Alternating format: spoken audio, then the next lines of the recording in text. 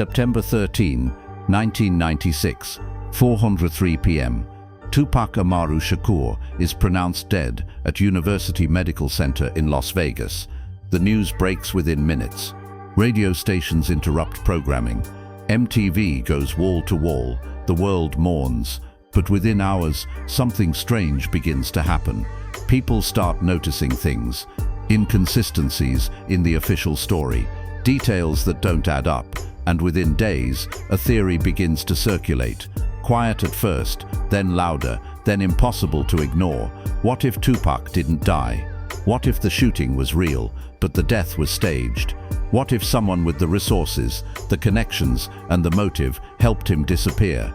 And what if that someone was his own mother, Afeni Shakur, a woman who'd spent her life evading the FBI, who understood how to disappear, and who had family ties to Cuba dating back to the Black Panther era?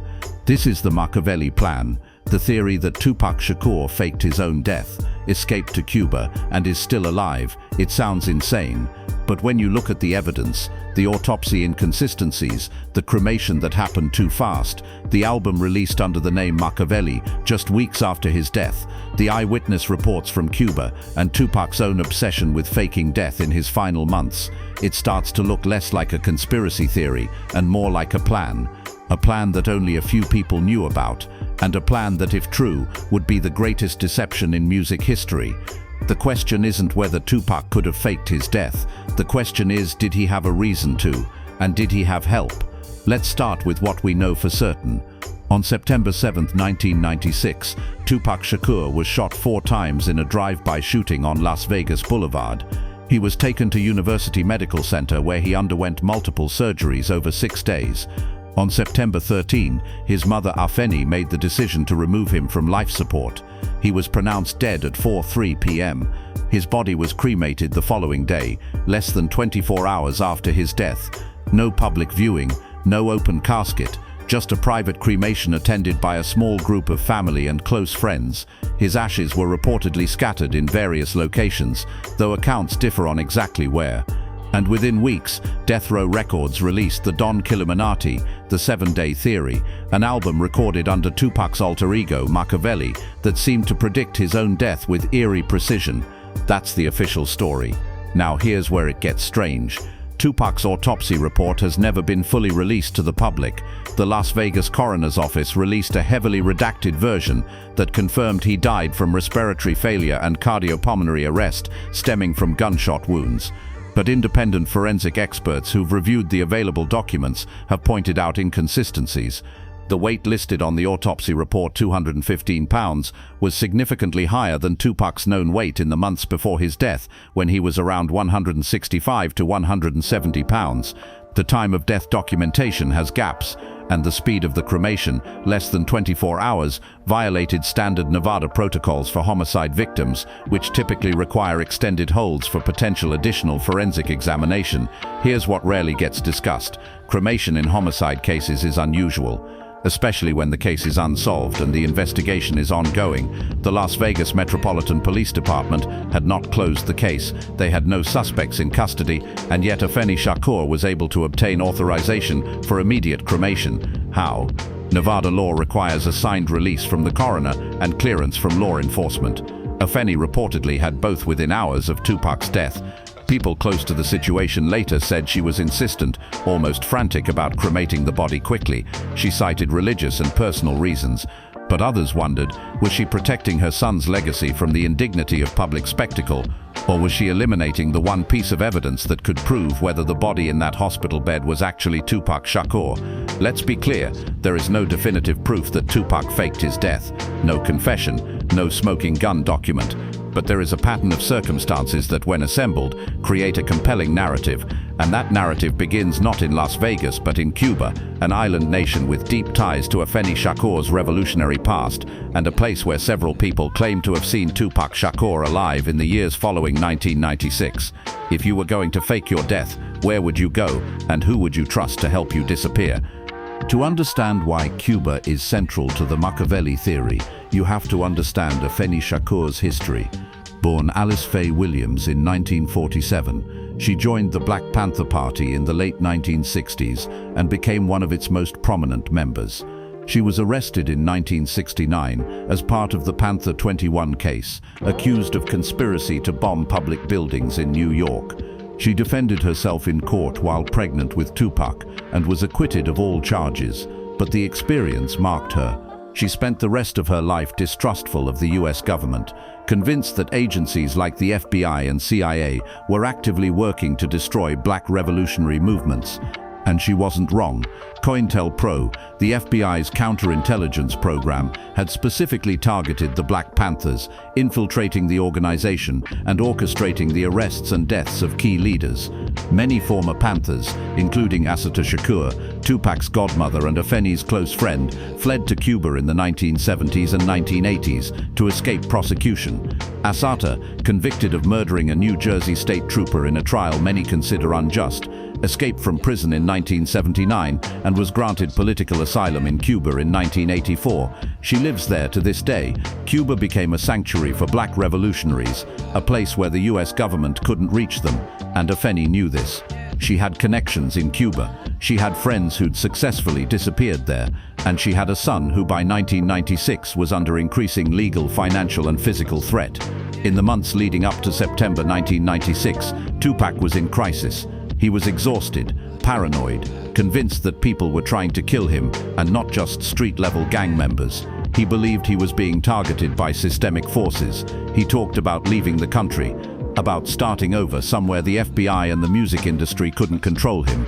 In interviews recorded in mid-1996, he referenced wanting to disappear for a while and let the noise die down. He talked about moving to Africa, about buying land somewhere remote, about walking away from fame before it killed him, and according to people close to him, he asked Afeni about Cuba, about whether it was possible, about whether Assata could help. Afeni reportedly told him it wasn't that simple, but she didn't say no. Here's where the Machiavelli persona becomes critical. In August 1996, 1 month before the Las Vegas shooting, Tupac recorded an entire album in 7 days. He called it the Don Killuminati, the 7-day theory, and released it under the name Machiavelli, inspired by Niccolo Machiavelli, the Italian philosopher who wrote The Prince, a book about power, deception, and survival through cunning. One of Machiavelli's most famous strategies was faking one's own death to escape enemies and return stronger. Tupac was obsessed with this idea. He referenced it in interviews. He told people he was studying Machiavelli's tactics, and the album he recorded under that name is filled with lyrics about death, resurrection and rebirth. Songs like Hail Mary and To Live and Die in LA feel less like reflections on mortality and more like goodbyes or preparations. Was Tupac preparing the world for his disappearance, or was he just an artist exploring dark themes in the final months of a turbulent life? September 7, 1996, the shooting happens. Tupac is rushed to the hospital, and this is where the official story starts to fracture. According to medical personnel who were present, Tupac was conscious when he arrived. He was intubated, but he was responsive. He survived the first surgery. He was listed as critical but stable. And then, over the next 6 days, something changed. His condition worsened. His lung collapsed. Infections set in. But here's the strange part. Very few people were allowed to see him. Afeni controlled access to his hospital room with an iron grip. Even close friends and death row associates were turned away. Suji Knight visited twice and was not permitted extended access. The only people who saw Tupac in those final days were Afeni, a small group of family members, and medical staff, and none of them have ever given detailed public accounts of what Tupac looked like, what he said, or whether he was conscious during those 6 days. On September 13, Afeni made the decision to remove life support. Tupac was pronounced dead at 4:03 p.m. But here's what people started questioning almost immediately. Why was the body cremated so fast? In Nevada, homicide victims are typically held for extended periods to allow for potential re-examination of evidence, especially in unsolved cases. But Tupac's body was cremated within 24 hours. Afeni reportedly insisted on it. She said it was what Tupac would have wanted, that he didn't want people gawking at his body, that cremation was a form of protection, turning him to ash so he could never be dissected, analyzed, or disrespected by the system that had tried to destroy him in life. But some people wondered, was it protection or was it elimination of evidence? There's a detail that conspiracy theorists point to repeatedly. No one outside of the immediate family saw Tupac's body after death. No public viewing, no open casket funeral, just a private cremation. And when you compare that to how other high-profile deaths were handled, Biggie Smalls had a public viewing, Michael Jackson had a public memorial with the casket present, it stands out.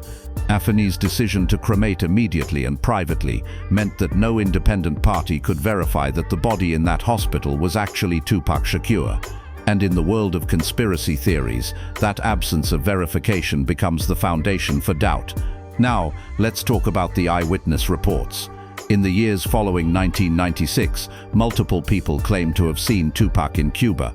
A photographer in Havana in 1997 said he saw a man who looked exactly like Tupac at a cafe, wearing sunglasses and a hat, speaking quietly with an older woman. He tried to take a photo, but the man noticed and left immediately. A journalist visiting Cuba in 2004 reported meeting a man at a music venue who introduced himself as T and spoke fluent English with an American accent. They talked about hip-hop, and the man knew intricate details about Death Row Records and the East Coast-West Coast beef, details that felt too specific to be casual fandom. When the journalist asked where he was from, the man smiled and said, "Somewhere I can't go back to." Then he disappeared into the crowd. Are these sightings credible, or are they the result of people seeing what they want to see? A ghost of a legend who died too young. Here's what adds fuel to the theory. Tupac had motive. By September 1996, he was trapped. Death Row Records owned him contractually. Suge Knight controlled his finances. He was facing multiple lawsuits. He owed money. He had enemies on both coasts. The FBI reportedly had an active file on him, tracking his movements and associations, and he was exhausted. People who worked with him in those final months said he looked worn down, hollowed out, like he was being consumed by the machine he'd helped build. Several people close to him later said he talked about wanting to die to the world and be reborn as someone else. At the time, they assumed it was metaphorical, artist talk. But what if it was literal? What if Tupac saw faking his death as the only way to escape? And here's the kicker, he had the blueprint. His godmother, Assata Shakur, had done it. She'd escaped from a US prison, made it to Cuba, and lived there for decades under protection. Tupac visited her, they talked, and according to some accounts, Assata told him that Cuba was a place where revolutionaries could be safe, where the US government's reach was limited, where someone could disappear and start over. Did Tupac take that advice? Did he and Afeni create a plan, stage his death, cremate a body, possibly someone else's, or a body weighted and altered to match, and smuggle him to Cuba where Assata's network could hide him? It sounds like fiction. But in the world of black revolutionary history, stranger things have happened. What would you do if you were 25 years old, famous, hunted, exhausted, and your mother told you there was a way out? Would you take it? Let's talk about the evidence against the theory. Because if we're going to take this seriously, we have to address the holes. First, the shooting was real. Multiple witnesses saw it happen. Suge Knight was in the car and confirmed Tupac was hit. Paramedics treated him at the scene. Doctors operated on him. If Tupac faked his death, he would have needed to survive 4 gunshot wounds, undergo surgeries, and then somehow stage his death in a hospital filled with medical staff and security. That's not impossible, but it's extraordinarily difficult. It would require collaboration from doctors, nurses, coroners, police, and hospital administrators. And while some conspiracy theorists believe Afeni had enough money and connections to pull that off, there's no evidence of such a conspiracy. Second, the cremation. Yes, it happened fast, but it's not illegal. Afeni had legal authority as next of kin, and given her distrust of the system and her desire to protect Tupac's dignity, an immediate cremation makes sense without invoking a conspiracy. Many families of homicide victims choose cremation to avoid prolonged media circuses and public spectacle. Tupac's case was one of the most high-profile deaths of the decade. Afeni may simply have wanted to end the circus as quickly as possible. Third, the sightings. Every famous person who dies young has sightings. Elvis, Jim Morrison, Michael Jackson. People want to believe their heroes didn't die. They project their grief onto strangers who resemble the deceased. The Tupac in Cuba sightings are compelling stories, but they're anecdotal. No photos, no videos, no verifiable proof, just memories from people who may or may not be reliable narrators. And Cuba is a large island with limited internet access in the 1990s and early 2000s, making verification nearly impossible. Fourth, motive. While Tupac had reasons to want to escape, he also had reasons to stay. He was at the peak of his career. All Eyes on Me had made him a superstar. He was filming movies. He was engaged to Kidada Jones. He was talking about starting his own label after fulfilling his death row contract. He had plans, dreams, projects. Why would he walk away from all of that? The theory assumes Tupac saw his life as unsustainable and death as the only exit. But what if he was just exhausted and planning to take a break, not fake his death? What if the Machiavelli persona was artistic exploration, not a roadmap for disappearance? These are valid questions, and they're why most serious investigators dismiss the Machiavelli theory as wishful thinking. But here's what keeps the theory alive: the unanswered questions. Why was the autopsy report so heavily redacted? Why was the cremation rushed? Why has Afeni Shakur, who was a fierce advocate for transparency and justice in other areas, never fully addressed the conspiracy theories? Why did Death Row release the Don Killuminati album so quickly after Tupac's death, with cover art depicting Tupac on a cross like Jesus, a symbol of death and resurrection? And why do people who knew Tupac personally sometimes hint in interviews that there's more to the story than what's been told? The absence of proof isn't proof of absence, but it's also not proof of anything. So where does that leave us? In 2012, a documentarian traveled to Cuba to investigate the Tupac sightings. He interviewed dozens of people in Havana. Most had heard rumors. A few claimed to have seen someone who looked like Tupac, but no one could provide concrete evidence. The documentarian spoke with members of Cuba's hip-hop community, thinking that if Tupac were alive and in Cuba, he'd be connected to the music scene. Some artists said they'd heard whispers about an American rapper living quietly in the countryside, but they'd never met him. Others dismissed it as mythology, a story that Cuban hip-hop fans told themselves because they loved Tupac and wanted to believe he'd chosen their island as sanctuary. The documentarian left Cuba without definitive answers, but he said something in his final report that stuck with people. The absence of Tupac is so loud in Cuba that it almost feels like presence. Here's the emotional truth at the center of the Machiavelli theory. People don't want Tupac to be dead. He was 25 years old. He was brilliant. He was flawed and angry and prophetic and human. And his death felt wasteful, preventable. Like a system that chews up black genius and spits out corpses, had claimed another victim. So the idea that Tupac didn't die, that he outsmarted the system, that he escaped, that he's somewhere living quietly and free, is comforting. It's a form of grief management, a way to cope with the senselessness of losing someone so young and talented. And there's nothing wrong with that. Conspiracy theories aren't always about uncovering hidden truths. Sometimes they're about refusing to accept unbearable realities. But there's another layer. Tupac himself played with the idea of faking death. He talked about it, he rapped about it, he named an album after a philosopher famous for the strategy. So even if he didn't actually do it, he planted the seeds of doubt. He created the conditions for the theory to thrive, and maybe that was intentional. Maybe Tupac wanted people to wonder. Maybe he wanted his death to be mysterious, debated, never fully resolved, because as long as people are questioning whether he's alive, they're still thinking about him, still talking about him, still keeping his name alive. And for an artist who craved immortality, what better way to achieve it than to make your death itself a work of art? In the years since 1996, Afeni Shakur was asked about the conspiracy theories multiple times. She never engaged deeply. She'd smile, shake her head and say something like, "People believe what they need to believe." She never confirmed, never denied, just deflected. And when she died in 2016, the truth, if there was a truth beyond the official story, died with her. Assata Shakur, still in Cuba, has never spoken publicly about Tupac, beyond acknowledging that he was her godson and that she loved him. If she knows something, she's kept it locked away for nearly 3 decades. And the other people who would have been in on the plan, if there was a plan, are either dead silent or were never trusted with the full picture. Sometimes the most powerful secrets are the ones that are never confirmed or denied.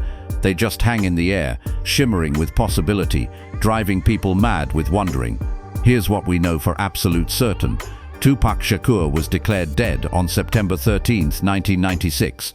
His body was cremated, his ashes were scattered, his music lives on, his influence is undeniable. Whether he's in Cuba, in some other hidden location, or in the ground, the impact of his life is the same. The Machiavelli theory doesn't change his legacy. It doesn't change the fact that a 25-year-old man with the voice of a generation was silenced, whether by bullets, by conspiracy, or by his own choice to disappear. What it does is keep the conversation alive, keep people questioning, keep Tupac's name in the discourse, and maybe that's the real genius of it, because even if the theory is completely false, it serves a purpose. It refuses to let Tupac be forgotten. The truth is, we'll probably never know for certain. The evidence is circumstantial, the sightings are unverified, the official story has holes, but not enough to prove a conspiracy, and the people who could confirm or deny, Afeni, Assata, the doctors, the inner circle, aren't talking. So we're left with a choice: believe the official story, or believe there's more to it. Neither choice is wrong, but both require a leap of faith. What do you believe, and what do you need to believe? Let's play out the scenario. Let's assume, just for a moment, that the Makaveli Plan was real, that Tupac and Afeni orchestrated his disappearance. How would it have worked? Here's the most plausible version based on the available information and the logistics of pulling off such a deception. The shooting on September 7 was real. Tupac was hit, but the injuries, while serious, weren't fatal. He survived the initial trauma and surgeries. Over the next 6 days, while the world waited for updates, Afeni worked behind the scenes. She contacted people she trusted, people from her Black Panther days, people with connections to Cuba, people who understood how to move someone across borders without detection. She arranged for a body, possibly from a morgue, possibly someone who died of similar injuries and matched Tupac's general description, to be swapped at some point during the hospital stay or immediately after death was declared. The cremation happened within 24 hours to eliminate any chance of forensic re-examination. Meanwhile, Tupac, recovering from his injuries but alive, was moved to a secure location in the US, then quietly transported to Cuba. Assata's network took him in. He lived under a new identity, kept a low profile, no music, no interviews, no contact with the outside world, just survival. It's an elaborate plan, and it requires a lot of things to go right, but it's not impossible. Assata Shakur pulled off a prison escape and made it to Cuba. The Black Panthers had networks for moving people underground, and Afeni Shakur was brilliant, connected, and desperate to save her son.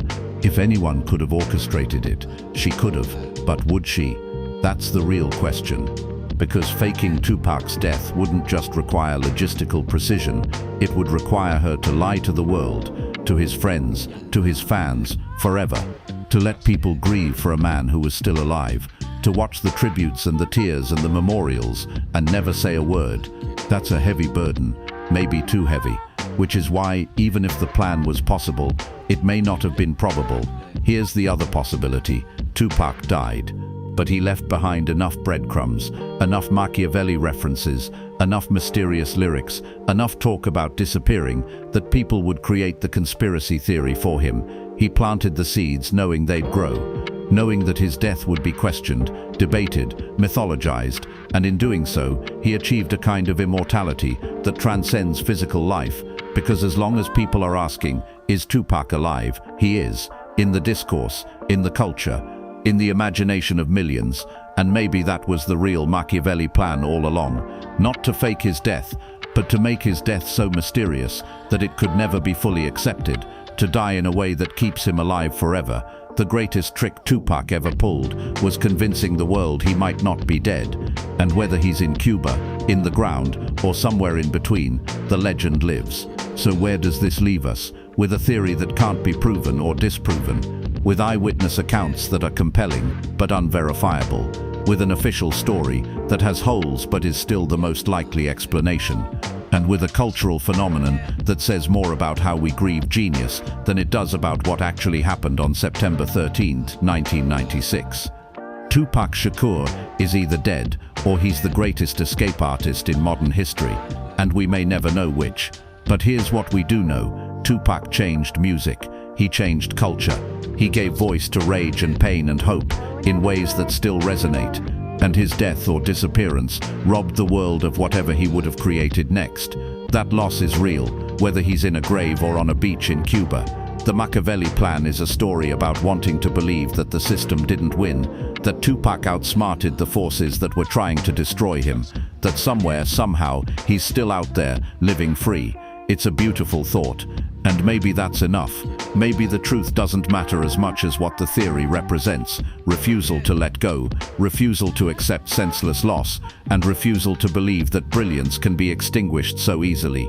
Tupac wanted to live forever, and in a way he does, because we're still here, nearly 3 decades later, talking about him, questioning, wondering, keeping his name alive. And if that was the plan all along, whether he's dead or not, then it worked. The man may be gone, but the myth is eternal. And sometimes the myth is all we need. Do you think Tupac faked his death? Have you ever seen something that made you question the official story? Drop your evidence, your theories, your gut feeling below.